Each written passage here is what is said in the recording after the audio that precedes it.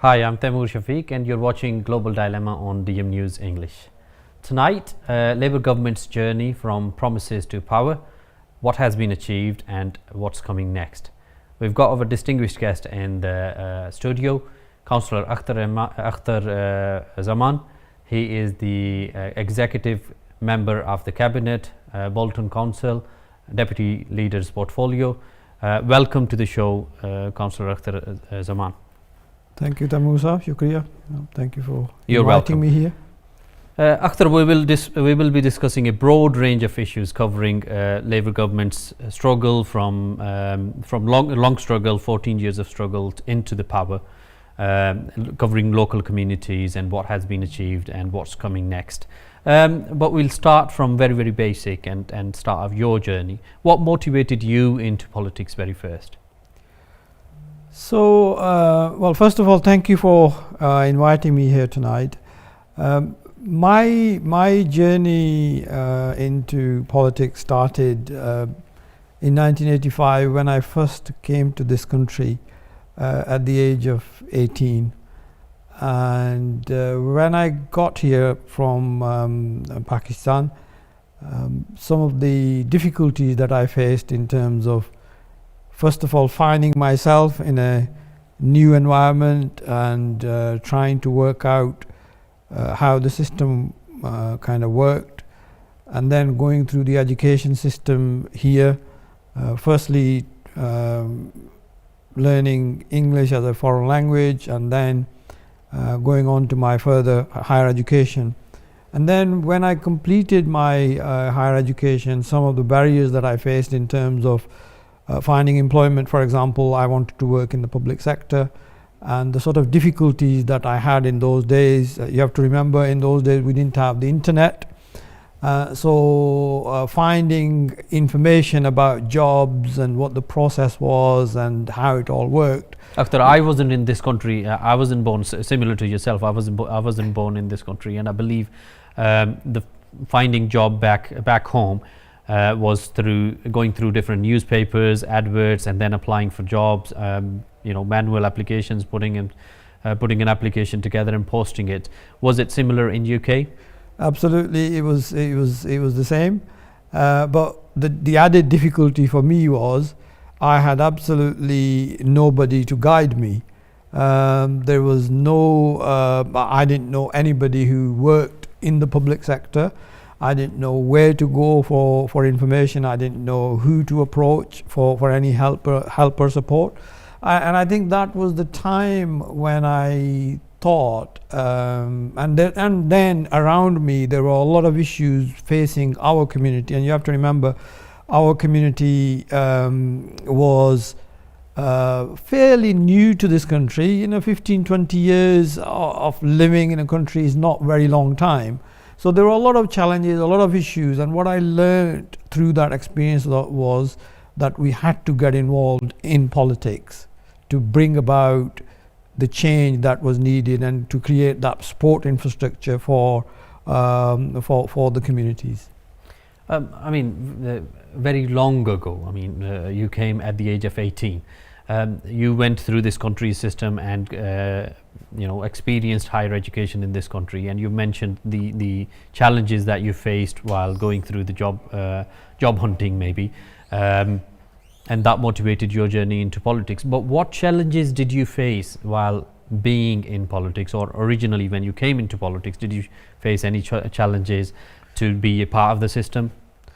Well, yeah, there were a number of challenges when I joined the Labour Party, for example. In those days, I didn't have many people that I knew within the system. So the first challenge I faced was to get to know the system, how the political system actually worked in practice, and then also creating trust for me within the system, because when you are a newcomer into politics, that is one of the essential things that you need to create. Trust is key if you want to progress in any field, but in particular in politics. People that you're working with, they've got to understand what you believe in, and you then need to nurture that trust to progress in that field. I mean, trust is a big element, as you've said, in any profession, and particularly in politics. Do you feel trust is one of the fundamental elements that has been a pivotal part of your journey and has helped you to achieve what you've achieved today in politics? Absolutely, I would say it's one of the most important qualities of a politician. Your constituents need to be able to trust you to deliver things for them before they can support you. Your colleagues that you work with, they've got to have trust in you, and you've got to have trust in them to work together, because that is what keeps teams together. That is what makes individuals work together. If there is no trust, if there's trust deficit between individuals or within a team, I would say that is a dysfunctional team. So trust is absolutely important. But Akhtar, I mean, you mentioned trust is fundamental, and politics is a game of highly ambitious people, and usually it is you have to worry more about the colleagues within the party than the colleagues in the parliaments or in the councils or in any political body who are against you. Those are your clear enemies, but you have to do a lot of internal fighting to be at the key positions to deliver for your people. How did you establish that element of trust while you've delivered trust to your constituents, but you've acquired trust to build a team around you to be able to deliver for your people? Yeah, I think this is a very good question, because my experience is that any political group is because it's made up of people from the society in general, and in any society you will find different types of people, some very ambitious people, some very committed people, and some people who will play their games. But what I have learned is that if you're true to your cause, if your intentions are right, if you come into politics to serve the communities that you represent, and people who get you into office, that is the most essential element to progress in politics, because at the end of the day, people can play all sorts of games in different arenas, as you quite rightly mentioned, but if they are not delivering for their local communities, if they are not delivering the change that is needed out there, then it's all pointless. That's how I see it. So if I was to pinpoint something in relation to my journey, I think my political journey is based on delivery for the local communities that I have represented over the last 23 years that I have been a Labour councillor. Okay, moving from philosophical discussion back to politics. When did you first get elected, and what was your first ward in Bolton Council? So I was fortunate to be elected as the first Asian, first Muslim Labour councillor in Bolton back in 2002. I represented the ward of Halliwell. Are you still in Halliwell? That has recently changed, but I represented Halliwell ward, which was my ward. That was the ward where I lived for 20 years. Recently, the boundary of my ward changed. The name of the ward has changed. Um, my current ward still has around 60 to 70% of the same ward that I represented for 20 years, from 2002 to 2022. So you're mainly in the same ward, but maybe the boundaries have been Slightly changed over the period of time. The boundaries have changed as a result of the all-out election and the boundary reorganisation, which happened in 2023. And you have been a member of the Bolton Council consistently since 2002, you said? Yeah, absolutely. I have been a member of Bolton Council since 2002, and I have been on Bolton Council's executive since 2006. We were out of power in Bolton between 2019 and 2023. We were in opposition, but from 2006 up until now, I have been in council's cabinet covering various portfolios. Akhtar, you are executive cabinet member and you have deputy leader's portfolio. What different have you identified and you think you have delivered for the people of Bolton? Well, there are a number of things that we are delivering for the people of Bolton. So, for example, as deputy leader of Bolton Council, with the portfolio of regeneration, I have been responsible for our regeneration, mainly around the town centre focused regeneration. Because of the change in retail sector and people's shopping habits, we realized back in 2018, when we prepared our town centre master plan, that our town centre needed to change. The focus had to change from retail to residential because of the emergence of online shopping and various other sort of due to various other factors. The retail was not the future for Bolton Town Centre.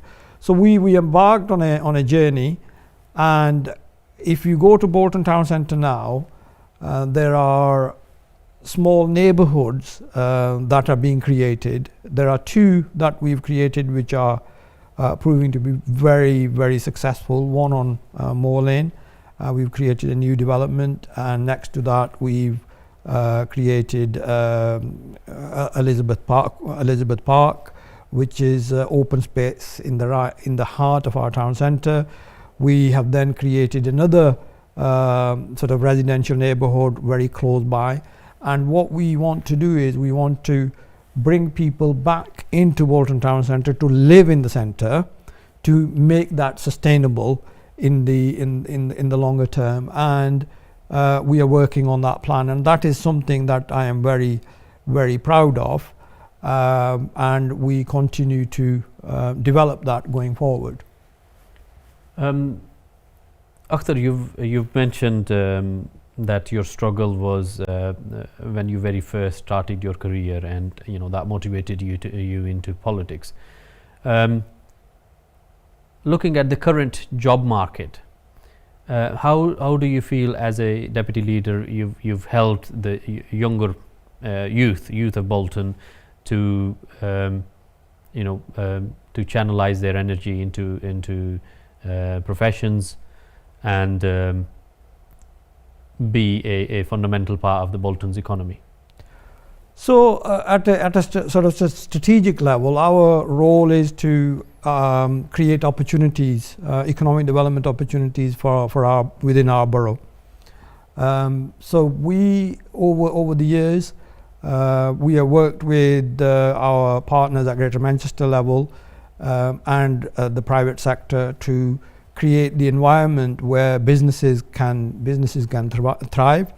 And in order to do that, we've created the support mechanism within the council to help support businesses, new businesses coming into the borough, and also existing businesses that may want to expand.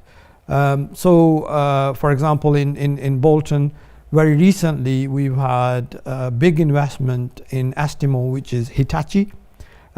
Previously, it was known as Hitachi. Astemo is new name.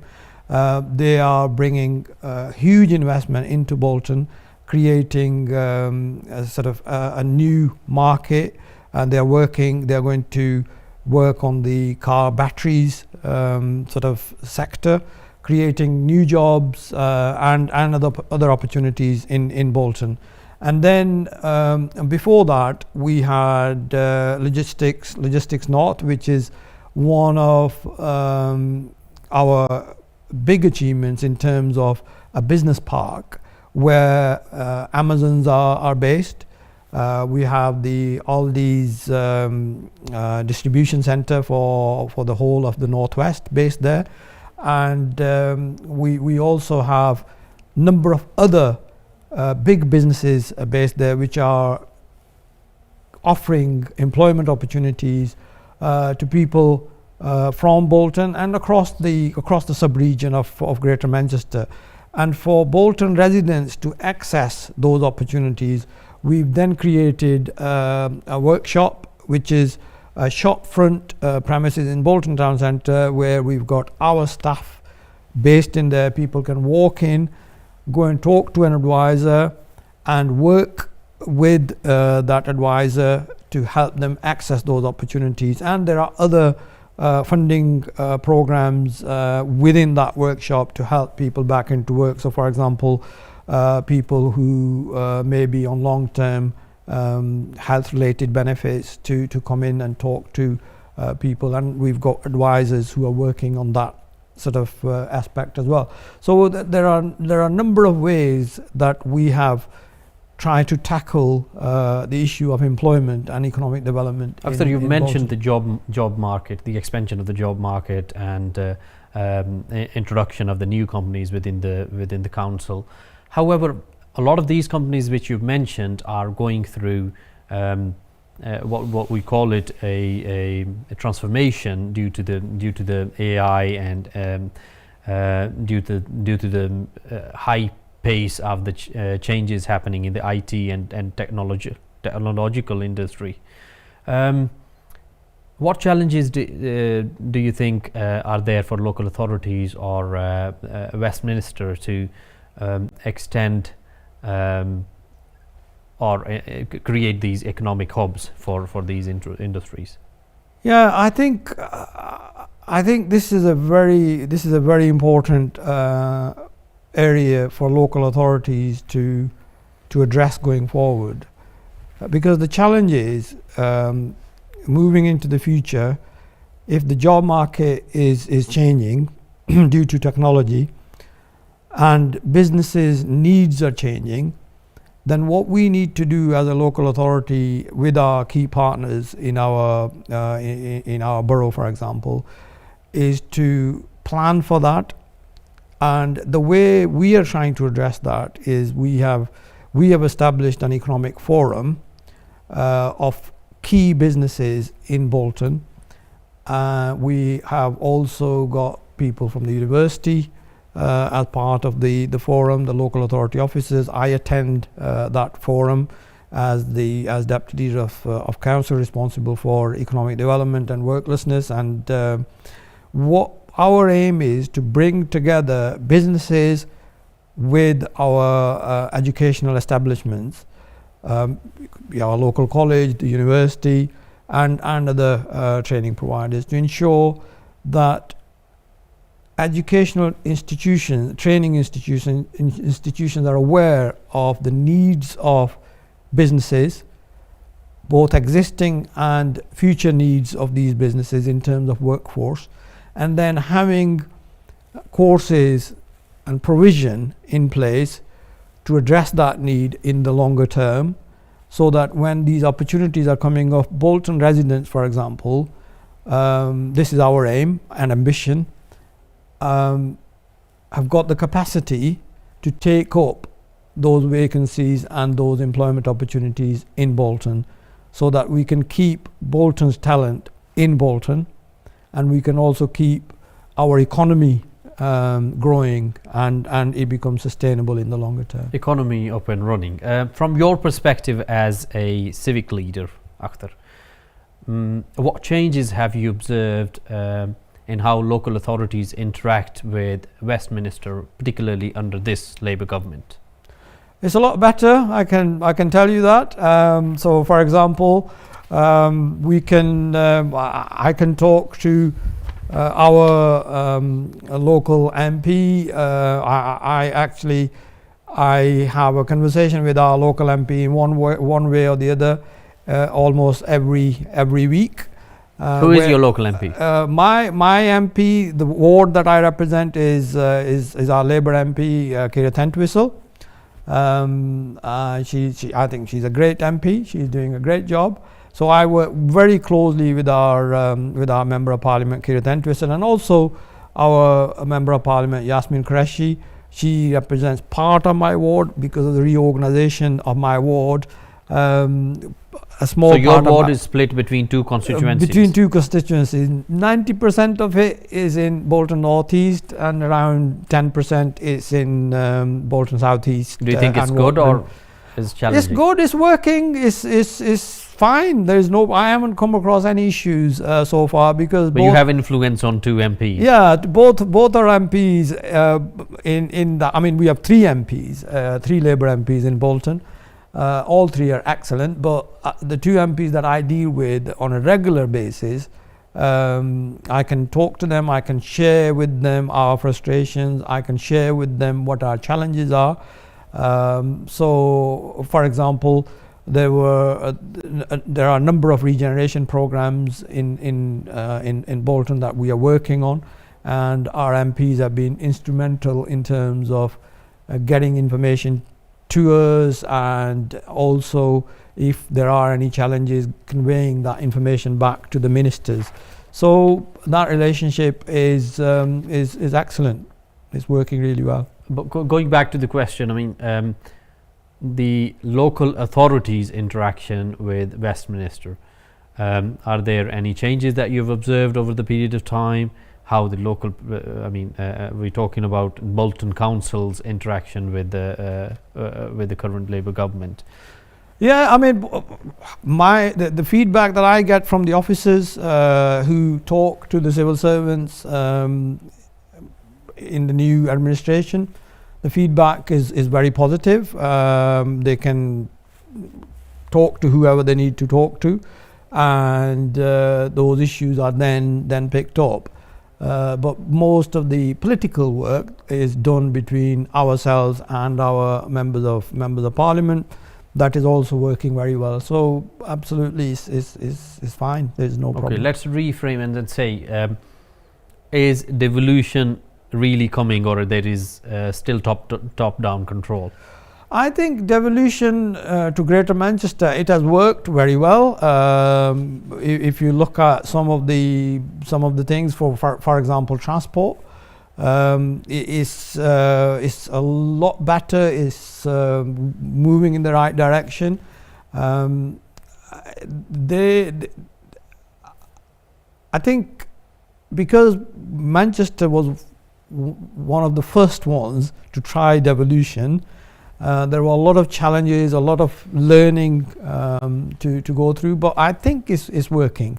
I think it's heading in the right direction. In sort of your bubble of local communities, what do you think?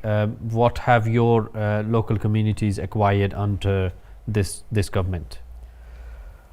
Well, it's difficult to say this about a specific community, but let me just sort of share with you. The government has recently announced the Pride in Place schemes, and Bolton, one area of Bolton has been sort of chosen for 20 million investment over the next 10 years. That area previously it needed that investment. There is a lot of deprivation. There are many other issues in that area, both physical and environmental. So from that point of view, it's working really well. And there are a lot of things. I know we only hear about things which are designed for I don't know, publicity within newspapers by newspapers. There are a lot of positive things that this Labour government has delivered. So, for example, school breakfast clubs will be rolling out very soon. Then schools nurseries will be rolling out very soon. We keep hearing about asylum seekers and people not being removed from this country. Over 35,000 people have been removed from this country who had no right to be here under this government. And there is legislation going through Parliament. There has been quite a lot of legislation around protecting workers' rights, giving people the right reward for the work through minimum wage, uplift of minimum wage. The government is bringing in planning reforms to try to improve our housing situation. So all those benefits will come down to our communities, but it's only been 12 months, just over 12 months. I think if we give our government a bit more time, we will start seeing more benefits coming towards our local communities. But it has been around 14 years of Tory government, and we had Yasmin here a couple of 2-3 weeks earlier in my program, and explaining that people in Bolton are generally happy under this government. However, your MP in this government hasn't changed. You still had a Labour MP. Have you observed any change under this government? Do the Bolton Council as a local authority feel that you have access to or clear and easy access to the government funding? I mean, in terms of government funding, as I said, government will have different programs. Any government will have different funding programs and funding regimes at any one time. I think the government right now is rolling out Pride in Place regeneration, which I think nationally is targeted at 250 areas across the country, but we certainly think that is a step in the right direction. You mentioned about the workers' rights, but workers generally across the country seem to be disappointed from the current government, as you can see around the stance that trade unions have been putting together. The trade unionists and the Workers' Party, different trade unions such as CWU and many others, including Unison, seem to be unhappy and disappointed from the current Labour government, and are changing. And there is a lot of debate in trade unions around the support that they're giving for Labour Party, or they should choose an alternative. Or establish an alternative. How do you see that? I think that's much bigger than me. What trade unions do and which political party and how they support any political party. But where I am, I see a lot of protection for workers in terms of maternity, in terms of paternity. In terms of gender pay gap, and going forward, the reporting of there are proposals to report ethnicity pay gap and disability pay gap, and also the uplift of minimum wage. This is my view, that our government so far has done a lot to protect workers' rights, but unions, they've got a job to do. And I'm sure they will have their campaigns and issues to pick up with the central government. but I am not involved in the central government in that sense. So I can't possibly. Okay, going comment back on to that. I've asked you about the communities that you've represented in Bolton, and there has been a lot of backlash amongst those communities in 2024 general election, and possibly in the local elections beforehand as well, over the Palestine issues, around the wars that this government have shown a lot of involvement in across the globe. How do you engage with those communities, and are they sort of getting re-engaged with the Labour Party? Were they disengaged in Bolton with the Labour Party? Did you see a decline in the voting trends? Also, as communities that you represent, do you think there is that level of equality, diversity, and inclusion? Are we there as a diverse community yet, or what sort of barriers are there for those communities? Number of questions there.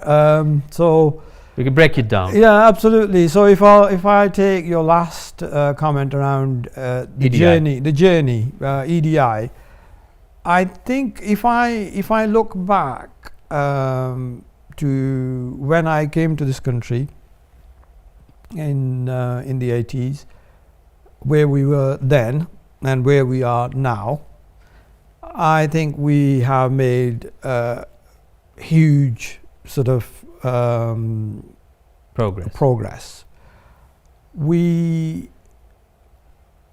both in all fields, no matter where you want to start, business, politics, any other profession, you will see people from Black, Asian, ethnic minority communities in those areas compared to then, back in 1985. So we made huge progress, but I think there is a lot more to do, because as time has changed, challenges have changed, international environment has changed, and the needs of our young people have changed.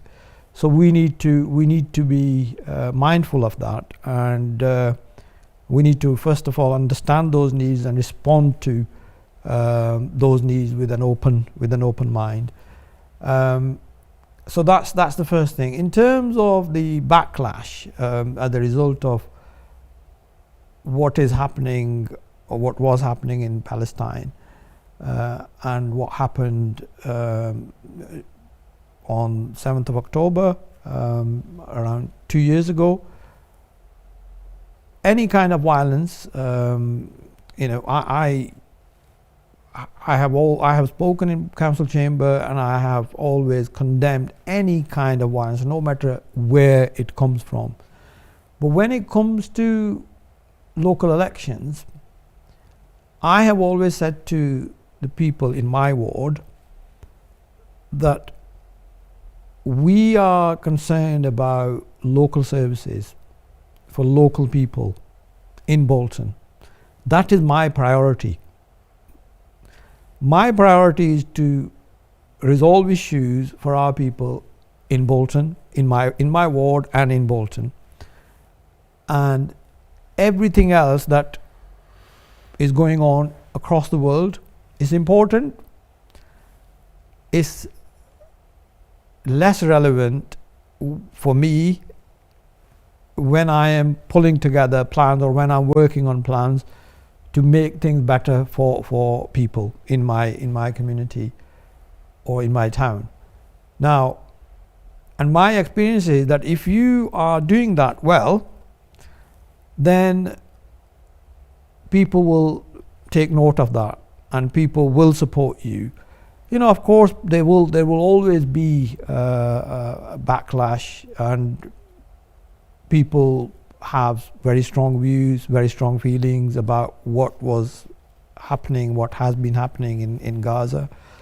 And as I said, I condemn the violence and the level of violence that has been going on in that part of the world. But when we are looking at local local politics, I always say to people, look at your local issues and try to resolve those local You issues. have sort of limited influence, you Yeah, mentioned, yeah. in terms of the local context. As a local councillor, you always have a limitation for your influence. However, did you lose any political capital due to those circumstances? If you did, how did you manage to re-engage, if you have, or how do you plan to re-engage Well, those people? We did lose some seats as a result of Gaza In the issue, local elections. in the local elections. But that process of re-engagement is an ongoing process. I think it's fair to say that the trust element that I mentioned earlier has been damaged in relation to those communities who see Gaza as very important issue. And I think it's for us as a party to re-engage with those communities and people, and we can only do that by delivering effective local services and making things better for local communities, to demonstrate that this is what we are here for. We have very limited influence over what goes on anywhere else in the world. You mentioned you lost some seats in the local elections. However, you remained red throughout in the national elections, in the general elections. Were the people who showed their concern successfully able to register at the right level first? How can we actually engage with those people to politically educate them about the system? Well, I think that's a very big question, but a starting point for people like yourself, from people like yourself and myself, is to make people aware what is facing us. What we have been witnessing, what the whole country has been witnessing over the last few months, is scapegoating of certain communities and from a specific sort of political party, and then the challenge facing us is we need to educate people in our communities about the danger that lurks in the shadows for us, and if we keep getting involved in issues and challenges which are beyond our control, and we keep reacting to those, we will lose focus of those issues that we need to sort of focus on going forward, really. Yeah, you're alluding to the COVIS model, famous COVIS model, what's in your influence. But we as a community, I think we lost a lot in this crisis. Do you think the people or the communities that you represent need to show better resilience? When I talked about the loss, I think not just the communities, but a lot of members and parliamentarians resigned from their shadow cabinet positions, and if they were at those shadow cabinet positions and then now in the cabinet positions in the parliament, we probably had more influence in making decisions. Do you think there is more awareness, need to create more awareness, education, and resilience and emotional intelligence? Yes, absolutely. I think there is that need. I think there is need to, and this is why I was saying that the challenges have changed. You know, although we made as a community, we made huge progress in terms of um, politics, business, and various other professions, there remains a gap within our communities in terms of focusing on issues which are within our control. So, for example, if there are issues which are not in my control, for example, what goes on in Palestine is not in my control. I can't possibly influence that. I can only do so much, and I have done that. So, for example, in Bolton Council, we as a party, as Labour Party, we have debated the Gaza issue at least, I would say, 5 times over the last 2 years. I've spoken on it, my colleagues have spoken on it, condemning the violence and the suffering of people in that region. And we have passed motions, and we've sent those motions off to the government, and that's all we can do. But policies at national scale, such as recognition of Palestine now, and recognition that it is genocide taking place, do you think that will allow to bridge the gaps that were created and the trust deficit that you mentioned earlier on? Yeah, I think it's a brilliant start for us as a party back in September, when our Prime Minister recognized Palestine as a state. I think that has helped that credibility gap going forward, and I think as we move into future years, we will be able to build on that going forward, and I honestly hope and I pray that there is peace, long-lasting peace in Palestine, and one day we see a two-state solution in that region, a Palestinian state with an Israeli state, side by side, living in peace and harmony.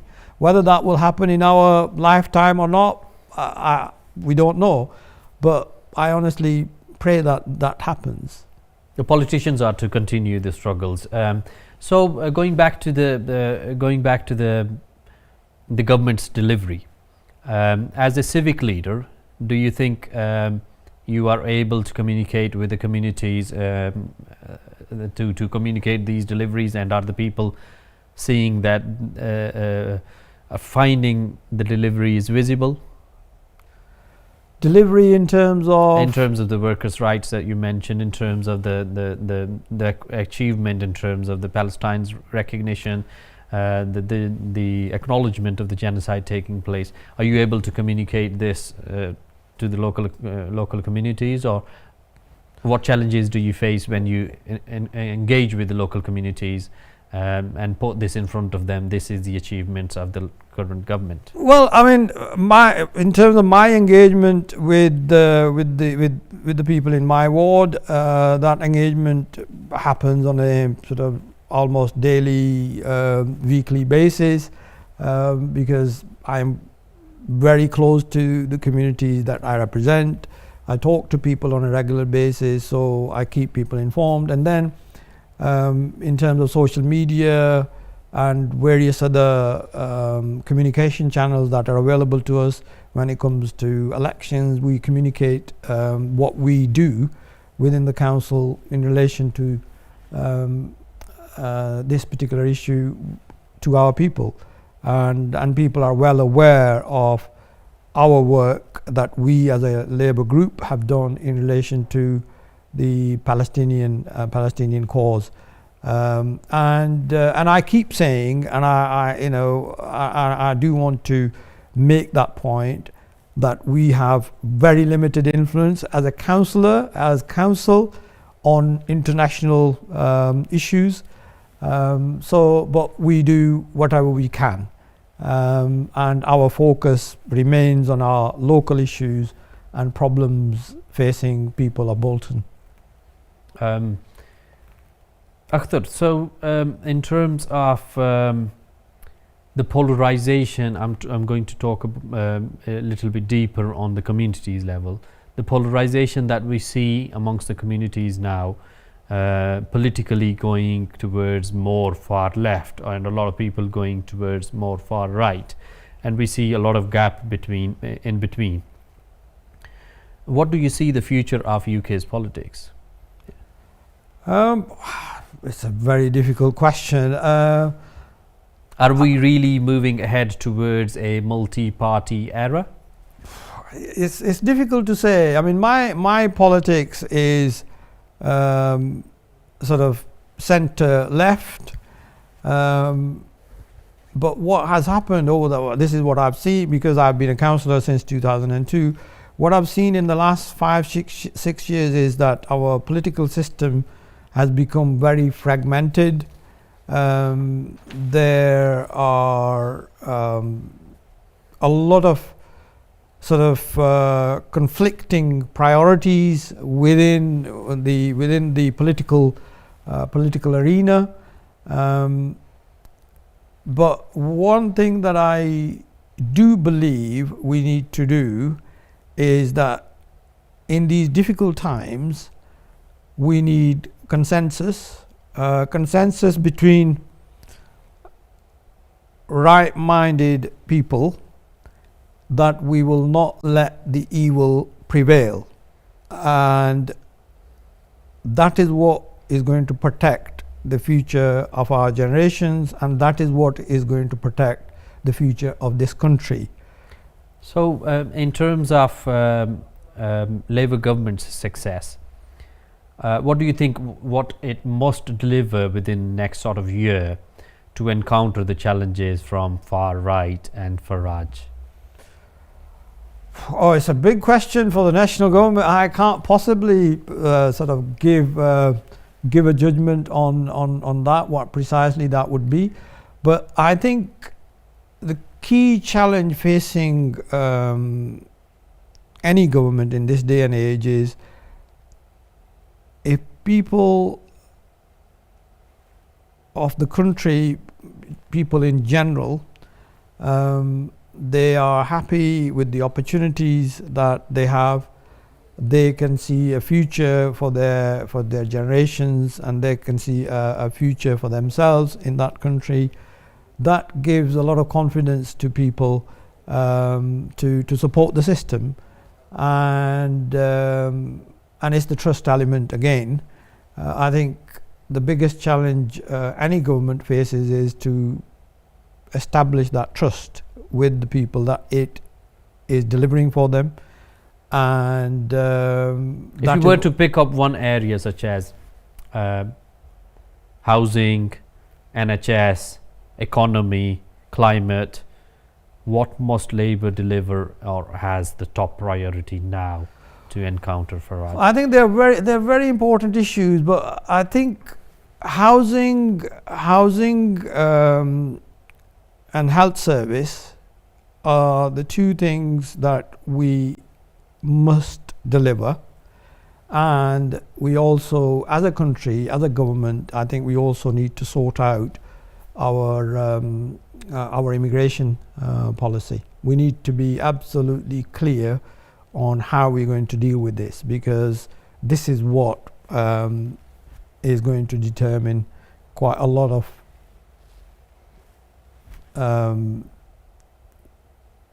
Akhtar, we're heading towards the end of the program now. Yeah. What will be your key message for the your constituents or the people of Bolton, the communities of the Bolton that you represent?